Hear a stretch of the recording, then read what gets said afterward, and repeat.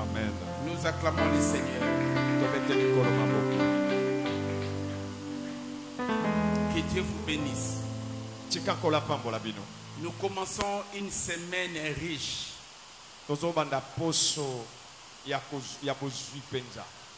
Une semaine bénie.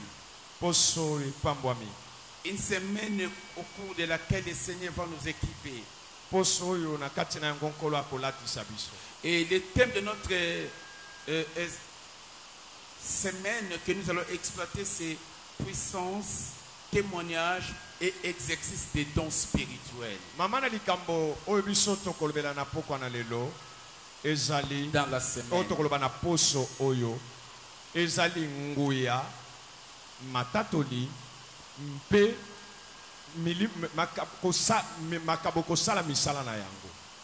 Puissance, témoignage et exercice des dons spirituels.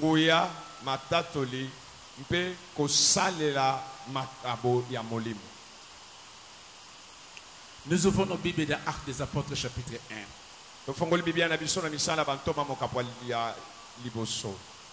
Nous lisons le verset 8.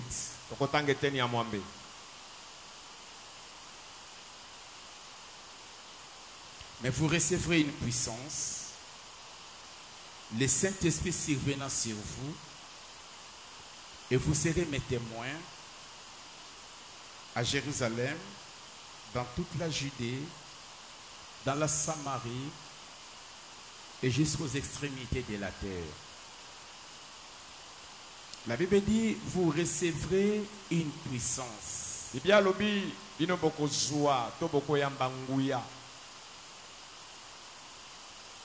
Le Saint-Esprit survenant sur vous. Et vous serez mes témoins. À Jérusalem, dans la Judée, dans la Samarie et jusqu'aux extrémités de la terre. Là, je suis en train de vous démontrer notre thème, la relation qui existe entre puissance, témoignage. Et en l'occurrence aussi l'exercice des dons spirituels.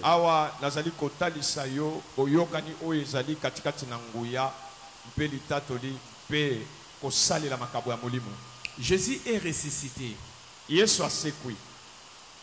Il fit 40 jours sur la terre. Et pendant ces 40 jours,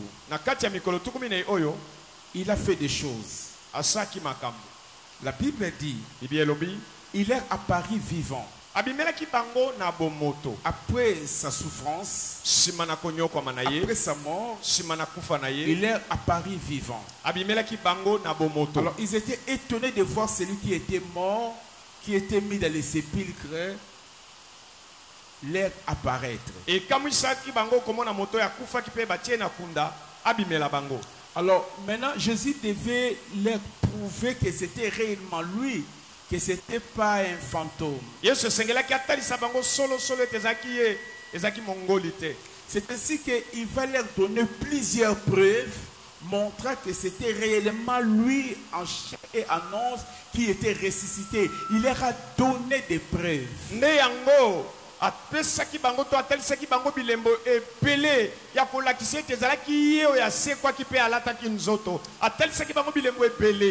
Et il leur a donné des preuves pendant 40 jours. Et pendant ces 40 jours-là, il a enseigné que sur un thème, à savoir le royaume de Dieu. Comme tu dirais, le royaume de Dieu est un terme très très important dans l'église.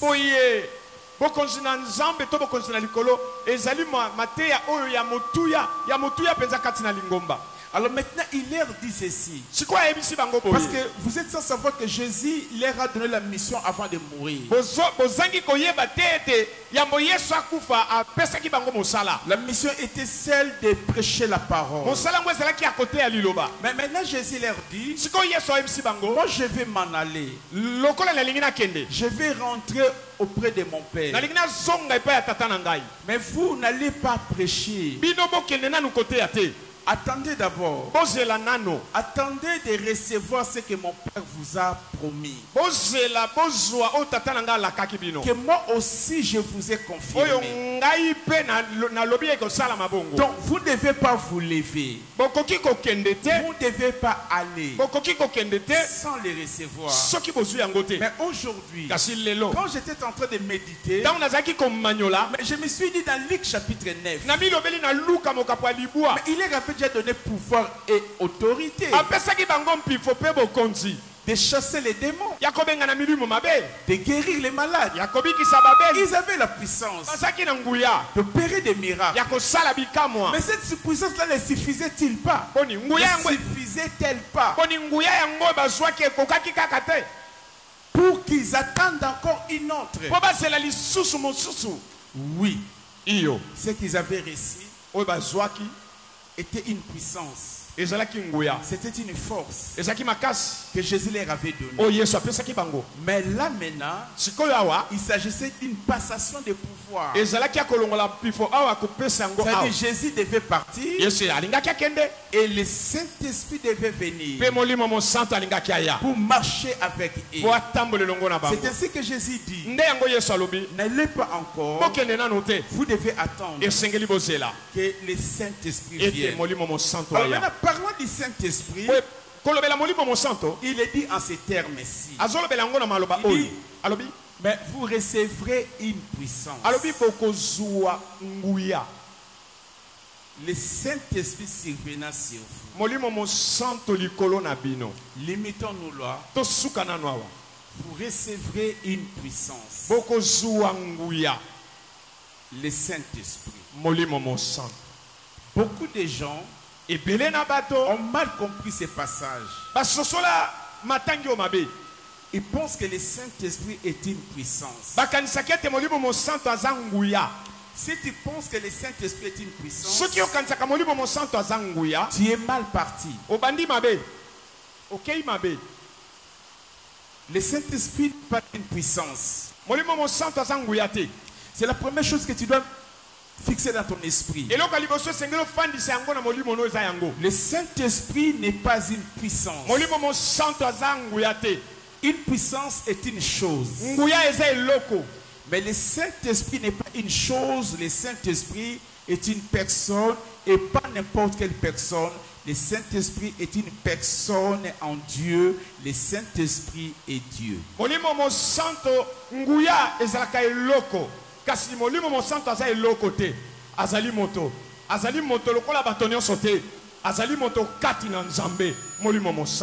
Alors le Saint-Esprit, il est l'égal de Jésus. Il est l'égal de Dieu le Père. Donc le Saint-Esprit n'est pas le petit frère de Jésus. Le Saint-Esprit n'est pas un garçon de course de Jésus. Le Saint-Esprit n'est pas le petit frère des anges. Non. Le Saint-Esprit n'est pas cet esprit-là qui dirige les anges. Non. Le Saint-Esprit est Dieu.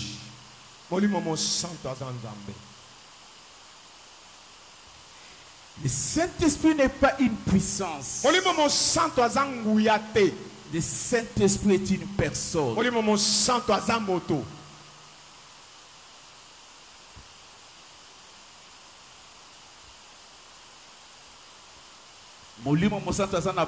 Là, je peux comprendre. Si tu dis moto, on risque de penser qu'il est comme toi et moi. Le Saint-Esprit est une personne.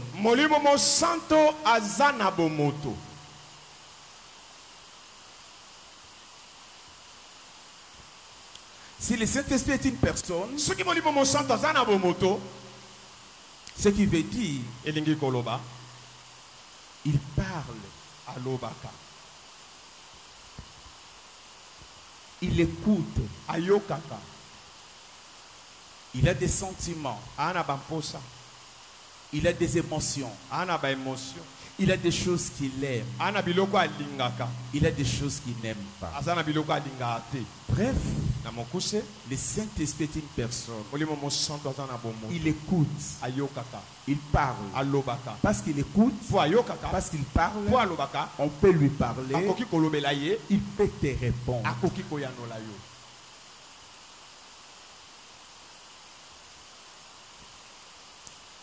Dès que tu comprends cette dimension des choses,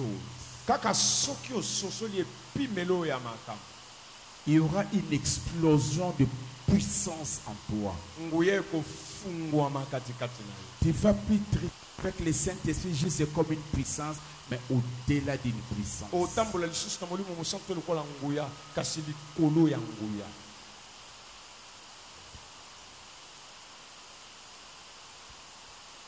Le Saint-Esprit est une personne. Comme personne, il donne la puissance.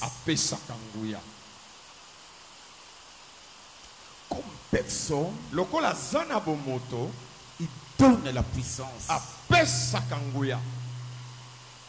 Mais il n'est pas la puissance, il a la puissance en lui. Il faut savoir distinguer la personne du Saint-Esprit d'avec la puissance du Saint-Esprit.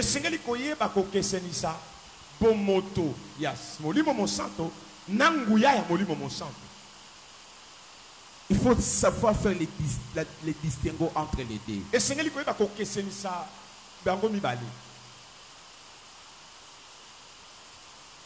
Le Saint-Esprit nous donne sa puissance. C'est ainsi que Jésus a dit, vous recevrez une puissance. Cette puissance, vous allez recevoir quand le Saint-Esprit va descendre. Vous n'avez pas eu cette puissance jusqu'alors. Mais quand le Saint-Esprit va venir, il vous donnera cette puissance. Il va vous équiper.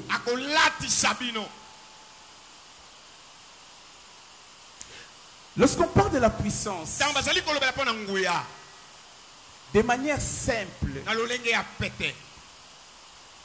la puissance, c'est le pouvoir de commander, le pouvoir de faire à quelqu'un ce que lui n'avait pas envie de faire.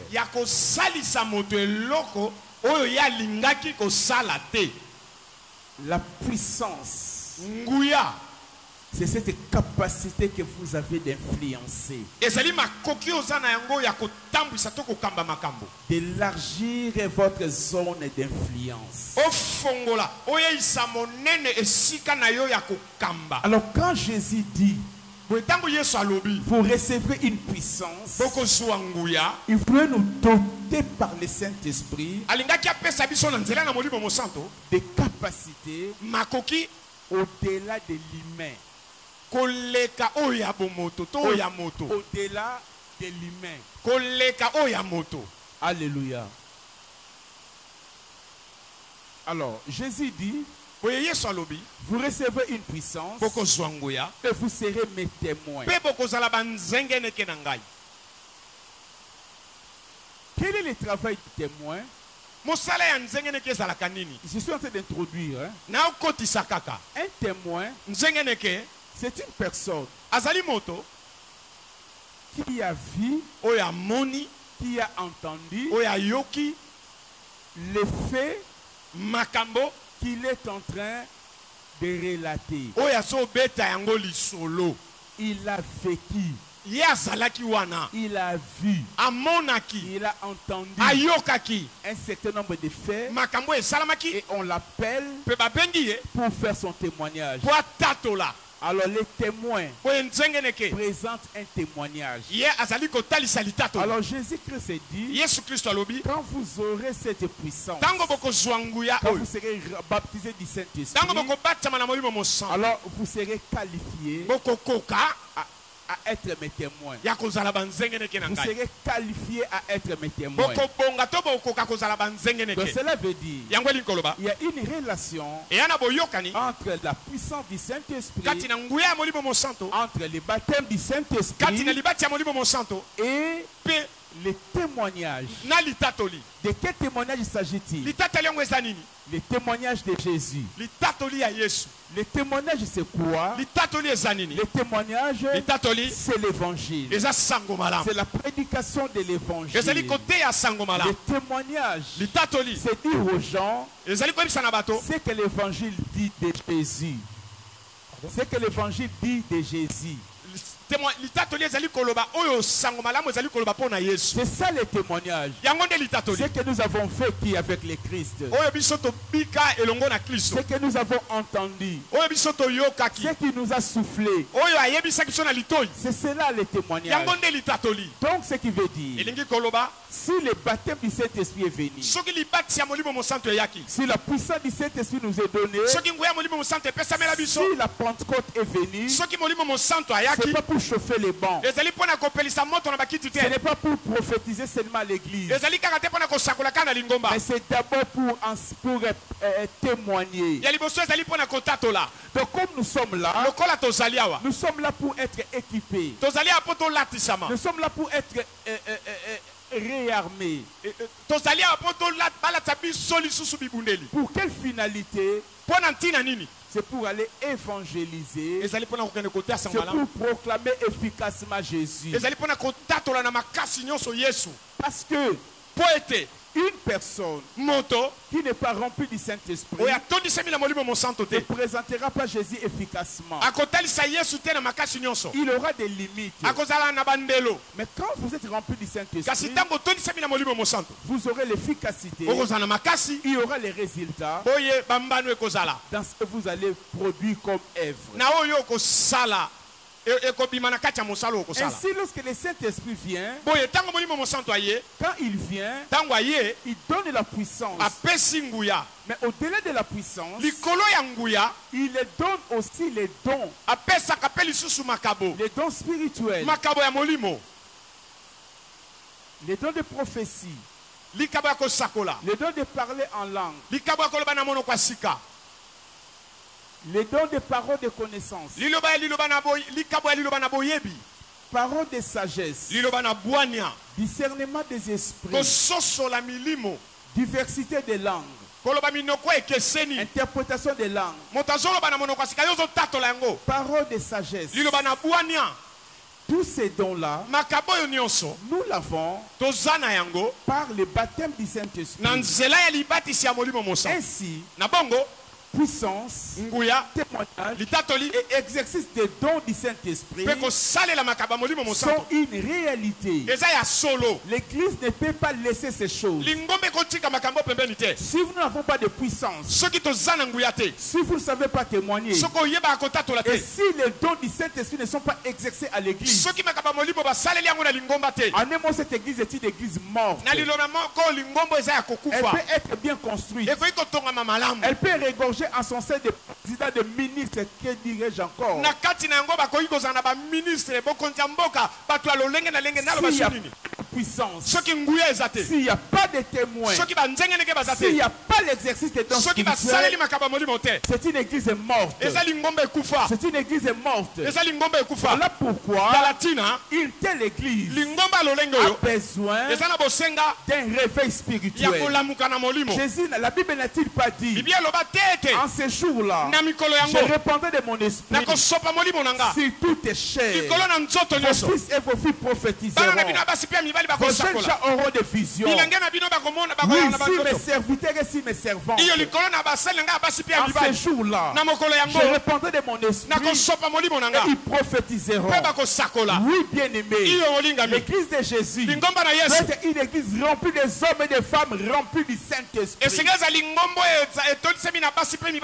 Il faut être rempli du Saint-Esprit. Il faut être des témoins efficaces. Des hommes et des femmes qui sont vivre de Jésus. Les hommes et les femmes qui sont des témoins fidèles. Lorsqu'ils entrent dans une parcelle, ils sortent avec la moisson des âmes. Lorsqu'ils entrent dans une rue, ils prêchent l'évangile. Ils sortent avec la moisson des âmes. Parce qu'ils sont remplis du Saint-Esprit. Parce qu'ils ont le feu dans leur cœur. Combien de personnes ont encore le feu dans leur cœur? Dans l'église d'aujourd'hui, on parle de l'argent, on parle du mariage, on parle des voyages, on parle des belles voitures. Mais on a oublié de parler du Saint-Esprit. On a oublié de parler de la puissance du Saint-Esprit. Et lorsqu'on parle de la puissance du Saint-Esprit, c'est juste comme une histoire. Dieu n'a jamais voulu que nous parlons du Saint-Esprit comme une histoire. Le Saint-Esprit n'est pas une histoire. Le Saint-Esprit est une réalité. Lorsque nous parlons du Saint-Esprit, nous devons vivre le Saint-Esprit. Le Saint-Esprit est puissant. Le Saint-Esprit est présent. Le Saint-Esprit est merveilleux. Le Saint-Esprit, il actualise Jésus-Christ en nous. Là où le Saint-Esprit n'y est pas, Jésus est dépassé. Là où le Saint-Esprit n'y est pas, on parle de Jésus comme un être historique. Mais là où le Saint-Esprit est là, dans une église où le Saint-Esprit est au centre, Jésus-Christ n'est pas une histoire, mais Jésus-Christ est le même hier, aujourd'hui, éternellement. Mais pourquoi il est le même? C'est à cause du Saint-Esprit. Le Saint-Esprit actualise Jésus. Là où le Saint-Esprit n'y est pas, les gens verront Jésus comme une créature dépassée. Sans le Saint-Esprit, Jésus est comme Abraham dépassé. Sans le Saint-Esprit, Jésus est comme Jacob dépassé. Sans le Saint-Esprit, Jésus est comme Paul dépassé. Mais avec le Saint-Esprit, Jésus est actuel. Jésus est vivant. Jésus est capable. Jésus est capable. Il est le même. Avec le Saint-Esprit, Jésus guérit. Avec le Saint-Esprit, Jésus opère les miracles. Avec le Saint-Esprit, Jésus peut faire descendre les feux. Avec le Saint-Esprit, les dons sont opérationnels. Avec le Saint-Esprit, les gens peuvent encore parler en langue. Avec le Saint-Esprit, les gens peuvent avoir des paroles de connaissance. Avec le Saint-Esprit, ce qui est caché peut être révélé. Avec le Saint-Esprit, l'Église est vivante.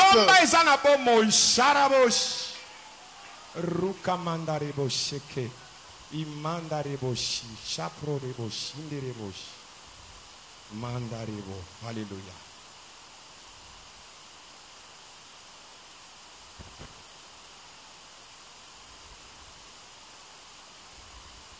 Où est la place du Saint-Esprit dans l'église? Où est la place du Saint-Esprit dans l'église? Si l'apôtre prend trop de place à l'église, alors l'église est morte. Si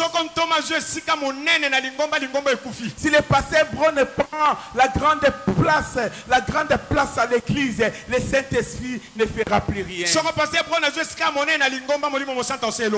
un homme, qui qu'il soit, devient la star, la superstar, la vedette de l'église, alors le Saint-Esprit ne sera pas là, l'église va devenir une église morte.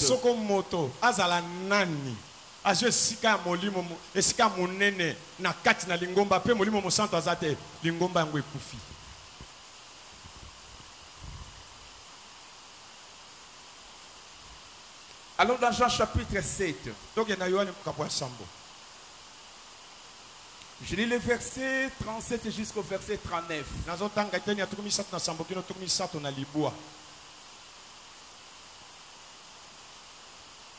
Les derniers jours, les grands jours de la fête, Jésus se tenant debout s'écria: si quelqu'un a soif, qu'il vienne à moi et qu'il boive. Celui qui croit en moi, des fleuves d'eau vive couleront de son sein. Comme dit l'Écriture, Il disait cela de l'esprit qui devait recevoir ceux qui croiraient en lui. Car l'esprit n'était pas. Quel état vous pouvez être pour recevoir la plénitude du Saint-Esprit? Awa, la lingna lobela natalisa. Lolenge ni singel na yo kozala pozwa kotondisama ya molimo mosantu. La Bible dit les grands jours. Bilabi mokolo monene. Les derniers jours de la fête. Il s'agit de quelle fête? Le verset 1 du chapitre 7 nous dit c'est la fête des tabernacles. Donc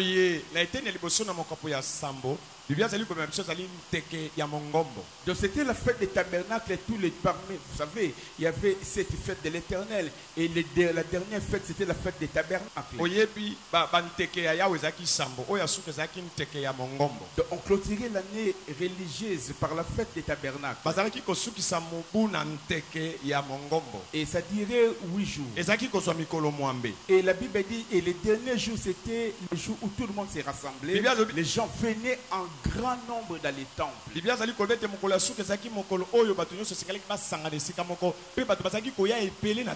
Et c'est pendant ce temps-là, le dernier jour de la fête, que Jésus va sortir devant les grands publics. Et il va faire cette déclaration. Il dit, et il n'a pas dit en cachette. Vous savez, il y a des choses que Jésus a dit en cachette. Parce que tout a son sens. Mais ici, Jésus n'a pas parlé dans un cercle fermé. Il a parlé publiquement devant tout le monde. Il dit, si quelqu'un a soif, il vient à moi et qu'il boive. Celui qui croit en moi, des fleuves d'eau vive couleront de son sein, comme dit l'Écriture. Jusque-là, on regarde Jésus. Il n'a pas de bidon d'eau. Il n'a pas de citerne. Il se présente. Il dit, vous tous qui êtes là, si quelqu'un parmi vous a soif, qu'il vienne. Mais on regarde la personne qui dit comme ça. Il n'a rien comme eau. Mais il dit qu'il vienne. Et qu'il boive. Et regarde, il dit, c'est lui quand vous allez boire. Il y aura des fleuves d'eau. Il y aura des fleuves d'eau. Des fleuves d'eau vive. Qui vont couler dans votre cœur. Dans votre âme. Et la Bible lève le voile. Ça doit être les commentaires des gens, mais Jésus ne l'avait pas dit comme ça. Mais lui il s'était limité là. Comme, si on fait l'exégèse, on comprend que c'est comme ça. Mais Jean nous explique maintenant pour que nous comprenions. Il disait cela de l'esprit. Voyez, ça c'est le plus Jésus, c'est Jean qui nous explique. Jésus leur a parlé comme ça apparemment et puis il est parti. Mais Jean nous explique maintenant. Il disait cela de l'esprit qui devait recevoir ceux qui croiraient en lui. Car l'esprit n'était pas encore venu. Parce que Jésus n'avait pas encore été glorifié. Alors dans quel état vous devez avoir? Quel état vous devez être? Écoute, la première des choses, pour être candidat à la plénitude du Saint-Esprit, au baptême du Saint-Esprit, au renouvellement du Saint-Esprit, à la plénitude du Saint-Esprit comme vous voulez, la première chose, il faut avoir soif. poyokoma moto oyo abongi kotondisama na molimo mosantu kofuluka na molimo mosantu molimo mosantu azonga ya sika katikati na yo mobeko ya liboso esengeli ozala na posa. Il faut avoir soif. Esengeli ozala na posa. Si vous n'avez pas soif, soki ozala na posa te, vous n'allez pas boire de l'eau. okomela mai te. Comprends que Jésus utilise les termes eau. Il compare le Saint-Esprit à l'eau. Sosola awa Yesu azoloba leloba oyo mai azokokanisa molimo mosantu na mai. Il dit, si quelqu'un dans la vie courante n'a pas soif, alobi soko moto ndenge akobika boye ana posa te. Si vous n'avez pas soif, je ne pense pas que vous allez boire de l'eau. Soko ana posa ya komela te na ndimi te komela mai. Mais alors si tu as une petite soif, soko zaka ata na posa ya mukie, tu vas prendre une petite quantité d'eau. Okomelaka mai ya mukie. Mais si tu as réellement soif, soki ya solo penzoza na posa, tu peux prendre 1 litre. Okoki kozwa litre moko. Et tu bois, tu dis bon, je me repose un peu, tu laisses encore 1 autre litre là. Omelio bibona pe manano. Otikika litre ngo wana na ndambo mawe etikali wana. Et après tu prends encore 1 autre litre. Simanango omeli lisusu litre mosusu. C'est-à-dire parce que plus tu as beaucoup de soif, mingi ozana posa ebele, plus tu y aura à boire beaucoup d'eau. Mingi okomela mai ebele. De la même manière, na lolenge moko, le degré de plénitude du Saint-Esprit que tu vas avoir, ntaka ya kofulisama ya molimo mosantu esengelo zanango, dépend de la soif que tu as. ezali ko uta na posa oyo zanango. En fait, la soif ici c'est quoi? Oye, posa wa ezanini? La soif c'est le désir. Posa eza kolinga. Est-ce que tu as le désir être rempli du Saint-Esprit? Boni, ozolinga otondisama na molimo mosantu. Est-ce que tu as le désir? Boni, oana posa wana ozolinga. Regarde ce que Jésus a fait, il a donné une condition. Awa Yesu apesi mobeko. Il dit si quelqu'un a soif, alabi soki moto ana posa, ne venez pas si vous n'avez pas soif. Koya te soki ana posa. Mais si quelqu'un a soif, kasi soki moto azana posa, si quelqu'un a le désir, soko moto alingi, qu'il vienne. Aya.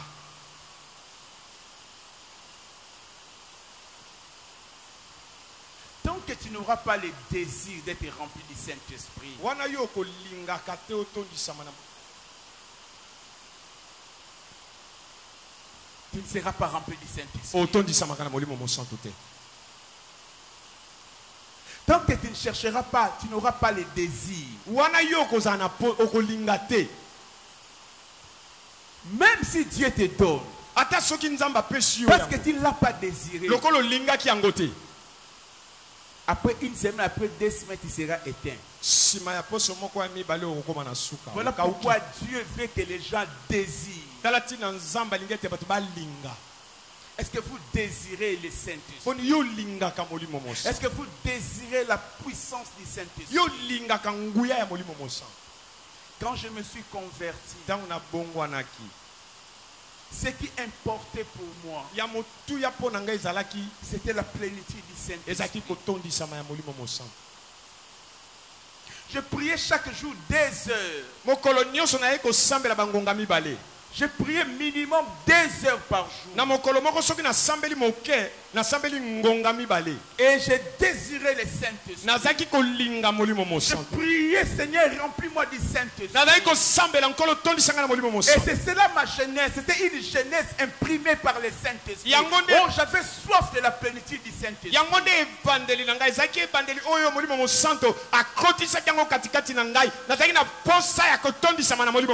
Nous ne parlions pas de femmes, nous ne parlions pas d'argent, on ne parlait pas, je ne sais pas, de voyage, on ne parlait que sur le Saint-Esprit.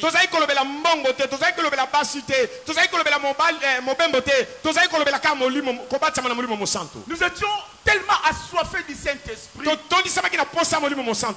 je ne pouvais pas passer une journée sans prier avec le Saint-Esprit. J'avais le désir J'avais les désirs. J'avais les désirs. Jusqu'à ce qu'il arrivait. Quand j'arrive quelque part, j'affecte les milliers. Même si les gens ne priaient pas, ils peuvent commencer directement à prier à cause de ma présence. Pas vraiment ma présence, mais parce que j'ai transporté la présence de Dieu. Un homme rempli du Saint-Esprit, un homme qui a soif, il est rempli du Saint-Esprit et il transporte la présence de Dieu.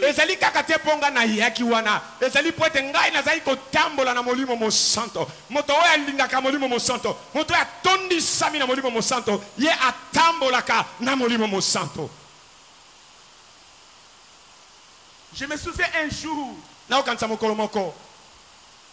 je suis allé, un pasteur m'a appelé. Il était en retraite avec ses enfants. Et ils étaient tous endormis, sauf le pasteur qui m'attendait. Dès que je suis arrivé, il y a eu un scandale. Les gens qui dormaient commençaient à parler en langue sous le sommeil.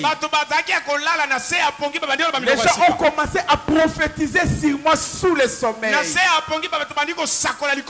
j'ai compris c'était quoi? C'était juste la présence de Dieu que j'étais en train de transporter. Nous devons encore transporter la présence de Dieu aujourd'hui. Jésus cherche des frères et des sœurs qui peuvent transporter sa présence. Qui pourront être les transports de sa gloire, les transports de son onction et les transports de sa puissance.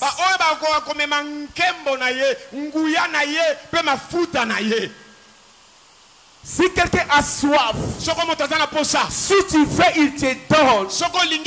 Il ne fait pas de discrimination.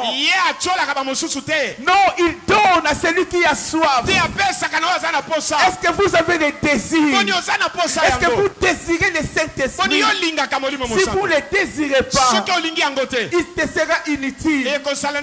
Écoutez-moi bien. Il n'a pas dit le prêtre venez, le pasteur venez, les apôtres venaient, non.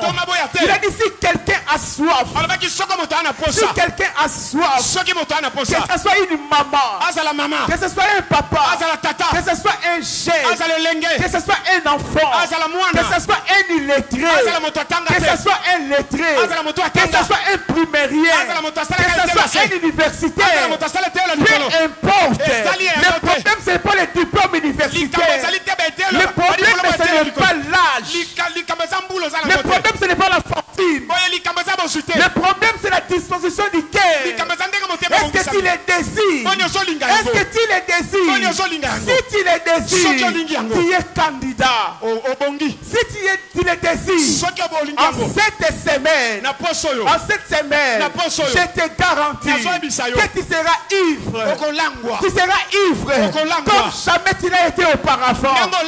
J'ai vécu de Pentecôte. J'ai vécu de Pentecôte. J'ai vécu de Pentecôte comme pasteur. Mais je vous dis bien aimé, la Pentecôte est une réalité. Si tu es seulement soif, voyez le problème c'est quoi? Oubliez les désirs de la chair. Oubliez les besoins que tu as. Oubliez encore les besoins des enfants. Oublie d'abord les besoins du mariage. Oublie les besoins de la guérison. Oublie les besoins du voyage. Oublie les besoins de tes études. Tout ça ce sont des choses matérielles qui t'amèneront nulle part. Mets ces choses-là de côté. Désire d'abord ce qui est spirituel. Désire le Saint-Esprit. Il dit si quelqu'un a soif, si quelqu'un désire, est-ce que tu désires? Est-ce que tu es en train de désirer?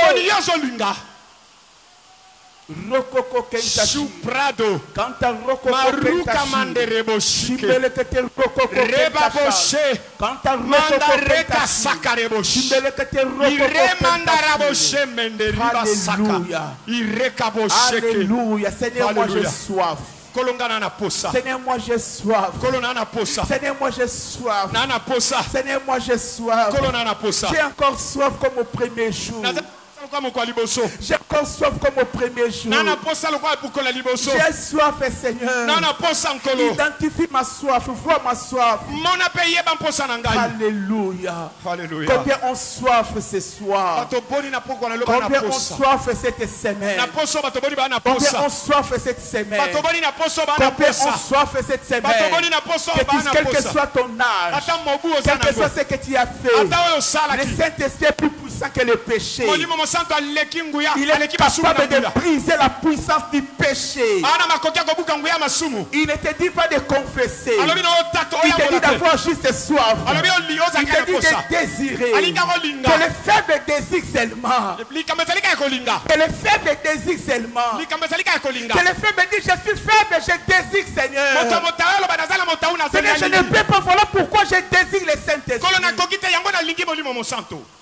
La soif. As-tu soif? As-tu soif? C'est la deuxième chose, il dit. Il ne suffit pas d'avoir soif. Mais après avoir eu la soif, il faut s'approcher vers Jésus. Approchez-vous vers Jésus.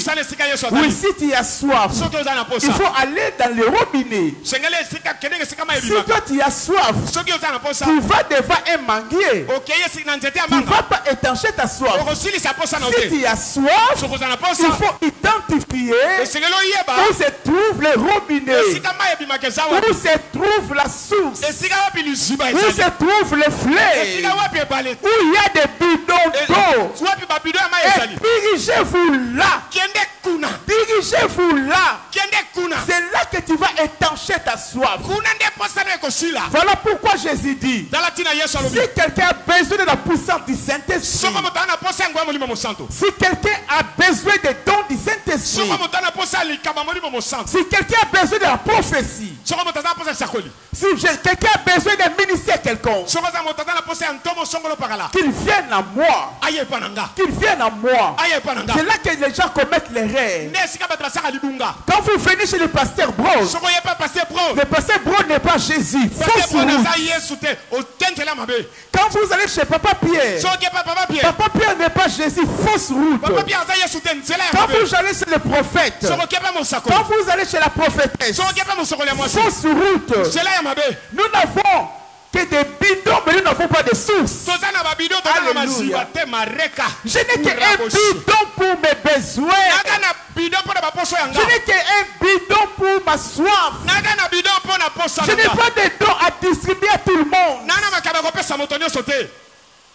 Mais il faut aller vers Jésus. C'est il faut aller vers Jésus. Écoute le témoignage que Jean fit. Il dit, celui qui m'a envoyé baptiser m'a dit ceci.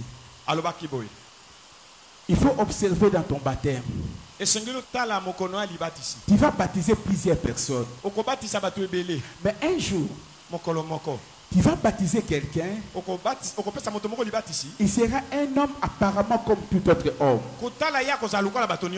Mais vous allez voir, quand vous allez l'immerger, en sortant des eaux, le ciel s'ouvrira. Une colombe va descendre sur son épaule. Et une voix se fera entendre des cieux, celui-ci est mon fils bien-aimé en qui j'ai mis toute mon affection.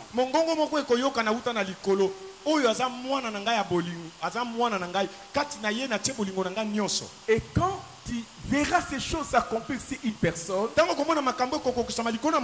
c'est cette personne-là. C'est lui. C'est lui. Pas une autre personne. C'est seulement lui qui baptise du Saint-Esprit. Qui baptise du Saint-Esprit. Et qui donne la puissance. Et qui fait de nous des témoins. Et quand Jean a baptisé, il a baptisé, je pense, la Bible n'a pas dit ça, c'est mes commentaires. Hérode est venu. Jean était sûr. Hérode, ça peut être lui. Quand il a immergé Hérode, il a fait sortir. Il a regardé le ciel. Il a dit, peut-être je n'ai pas bien vu. Il a appelé les séducteurs, amenez-moi les lunettes. On lui a mis les lunettes. Il a regardé. Il dit, Et quand je vais te baptiser 2 fois parce que je pense que c'est toi.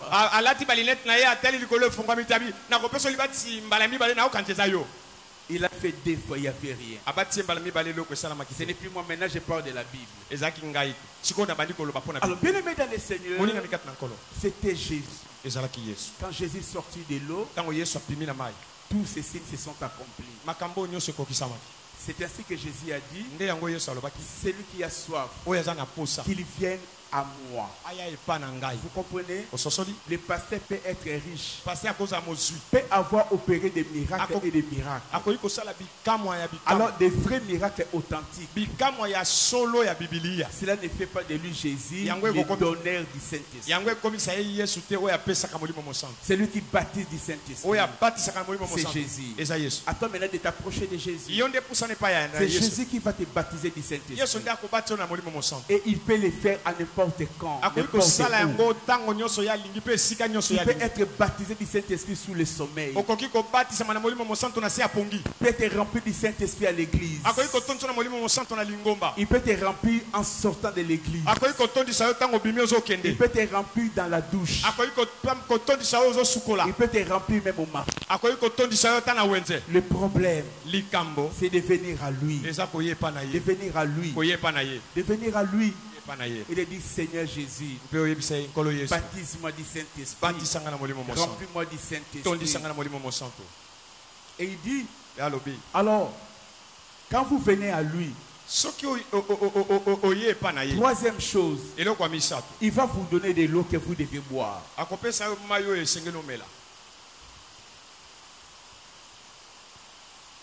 Tu dois boire ce qu'il va te donner. Parce que quand on te donne de l'eau,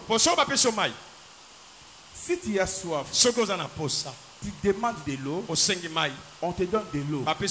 La responsabilité de celui qui t'a donné ses limites là. Le boire, c'est ta responsabilité. Tu as un choix. Soit tu as des choix.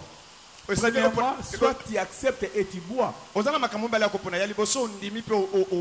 Deuxième choix, tu acceptes lorsque la personne part, tu jettes et puis tu lui remets les gobelets.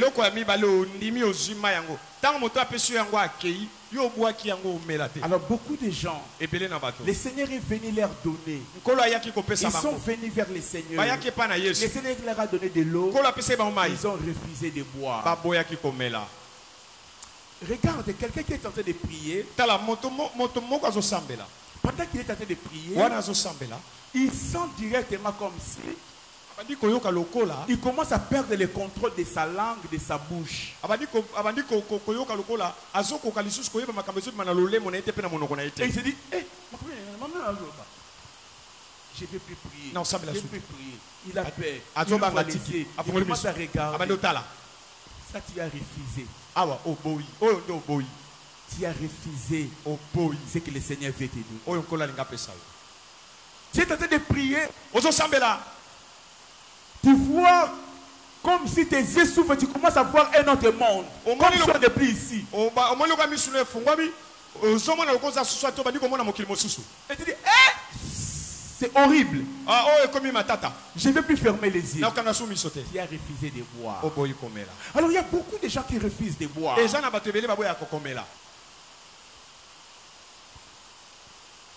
Alors si tu refuses de boire, ce n'est pas le problème du Seigneur. Mais il faut boire. C'est-à-dire, laissez l'esprit vous emporter comme il veut.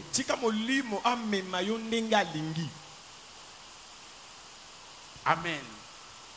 Alors écoute cette autre chose. Il dit, celui qui croit en moi.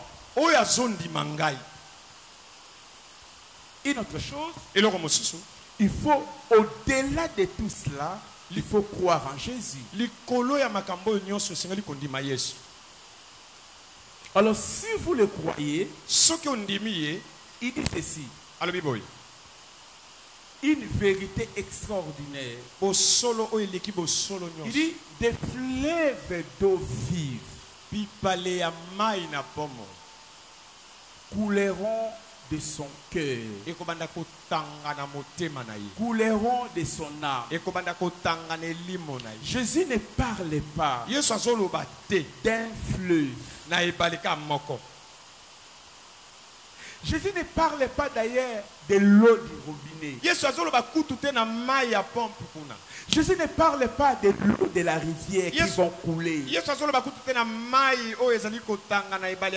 Jésus ne parlait pas de l'eau d'un lac qui vont couler. Jésus ne parlait pas d'un fleuve. Mais il parle de beaucoup de fleuves. Beaucoup de fleuves qui vont couler en votre sein. Vous savez, je peux dire beaucoup de choses là.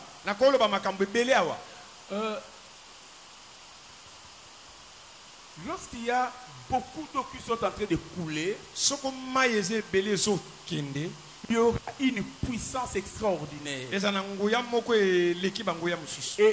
où il y a beaucoup d'eau, là où il y a des chutes d'eau, c'est dans ces lieux-là qu'on met des turbines pour produire l'électricité. Alors imaginez-vous, Jésus parle de fleuves d'eau vive qui vont couler dans votre intérieur. Ce qui veut dire que votre puissance ne sortira pas de l'extérieur, mais votre puissance sortira de votre intérieur. Dieu déposera la puissance à votre intérieur comme une sorte de dynamique en vous qui va produire l'onction, qui va produire le feu, qui va produire la puissance en vous. En toi il y aura quelque chose, une puissance extraordinaire, dont tu n'auras pas peur des marabouts, tu n'auras pas peur des occultistes, tu n'auras pas peur des occultistes, parce qu'en toi il y aura une puissance extraordinaire qui va couler. Vous savez bien aimé dans les Seigneurs, on ne peut pas empêcher à l'eau de passer quelque part. Tu peux lui empêcher aujourd'hui, tu vas mettre un mur, mais l'eau va lutter contre le mur. Mais même pas après un jour, même pas après 2 jours, même après 1 mois, l'eau va passer. Il va défoncer le mur, il fera écrouler le mur, et l'eau passera. Je suis venu te dire, la puissance que Dieu a mis en toi, ce n'est pas la puissance de simple eau, mais c'est la puissance de plusieurs hommes, de plusieurs fleuves mis ensemble. Ce qui veut dire, quand vous recevrez cette puissance, vous serez insaisissable, vous serez intouchable. Avec Jésus, vous irez de l'avant, vous serez rempli de la puissance du Saint-Esprit, afin de témoigner, afin de donner le témoignage, un témoignage puissant, un témoignage efficace pour Jésus-Christ. La Bible dit, il disait cela, que l'Esprit que devait recevoir, parce que Jésus n'était pas encore glorifié. Cela veut dire quoi? Si vous ne glorifiez pas Jésus, vous ne recevez pas la puissance du Saint-Esprit. Il faut glorifier Jésus, il faut élever Jésus, il faut le mettre au-dessus de vous. Jésus doit être votre souverain, Jésus doit être votre souverain, il doit être votre Seigneur. Vous devez lui donner la louange, l'adoration, la gloire, l'honneur, la puissance, et les révérer. Lorsque vous les révérez, quand tu vas lui donner les révérences, c'est à ce moment-là que toutes les barrières seront ouvertes, seront sautées devant toi. Est-ce que quelqu'un a soif maintenant? Est-ce que quelqu'un a-t-il soif maintenant? Incline ta tête là où tu es.